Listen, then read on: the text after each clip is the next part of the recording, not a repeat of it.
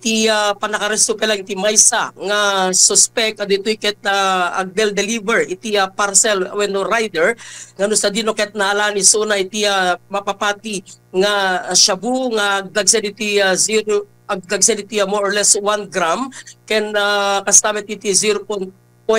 nga gramo iti marijuana nga dito itadda nga na arami diti bypass operation sa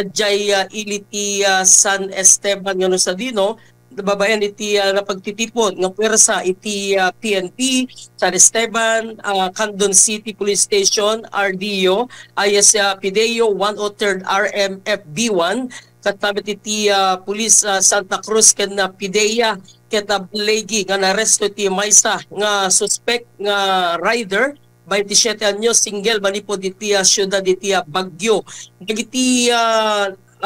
naala nga drug evidence kasi iti mapapati nga shabu ken marijuana leaves karaman dagiti drug evidence ket naala iti aluminum foil iti maysa nga box iti